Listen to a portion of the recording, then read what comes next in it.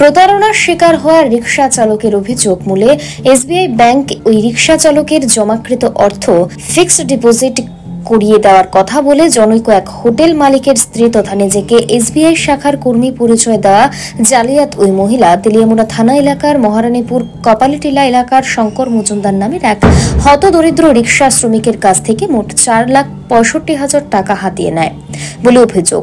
শঙ্কর বাবু জানান, যখন ওনার নিজ অ্যাকাউন্ট থেকে টাকা তুলতে চায় তখন তিনি প্রত্যক্ষ করেন মাত্র 9,000 টাকা ওনার অ্যাকাউন্টে পড়ে রয়েছে। বিষয়টি প্রত্যক্ষ করে ওনার চোখ কপালে ওঠার পরিক্রম।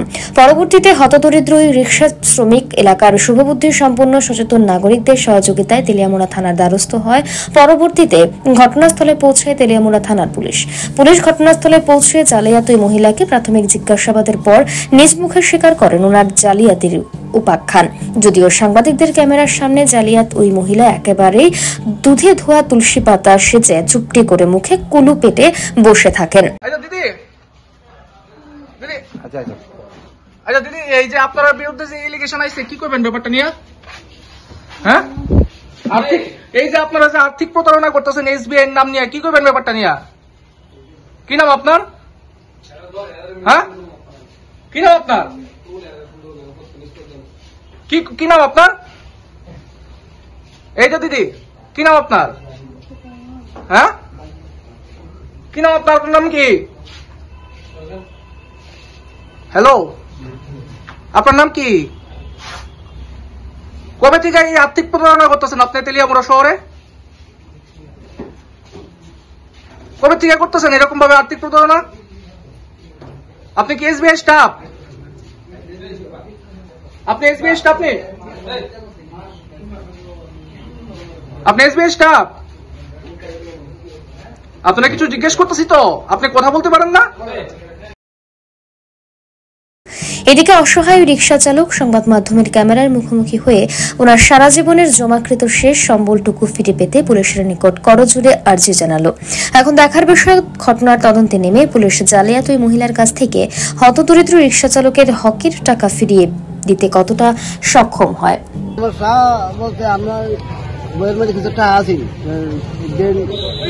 আমার কইছে আপনার বই যত টাকা, এই টাকা রাখলে টাকা বাড়তো না। আপনার ফিস করেন, ফিস করলে অনেক টাকা বাঁচবো, গরিব মানুষ তো, ফিস করলে টাকা বাঁচবো। ফিস কেমন করুন কি আমি বুঝেছিল, করবেন নিয়ে পেলেন করে দিই। কোন ব্যাংকে? কোন ব্যাংকে? স্টেট ব্যাংকে। আমি তো আমরা স্টেট ব্যাংক করি, যাই না সেটা। আচ্ছা, কোন জায়গা এটা?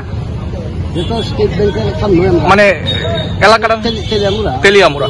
আচ্ছা, কত টাকা আসলো আপনার অ্যাকাউন্টে? অ্যাকাউন্টে মোট আপনার 4,65,000। 4,65,000।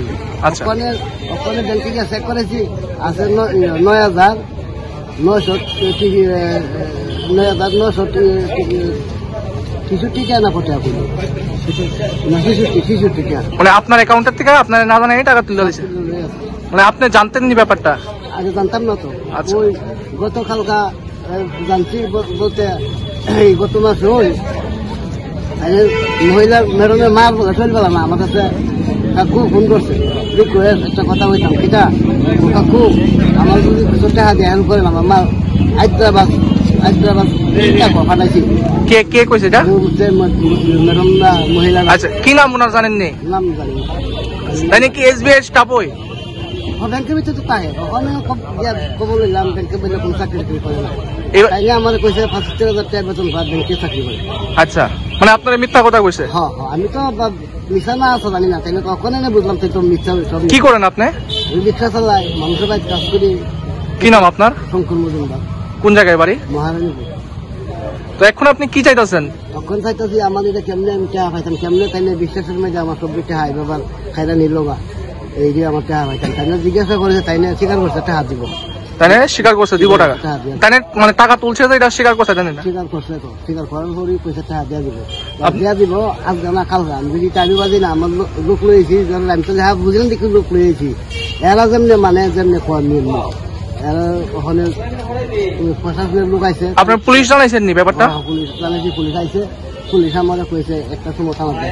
ব্যুরো রিপোর্ট, পাবলিক নাও।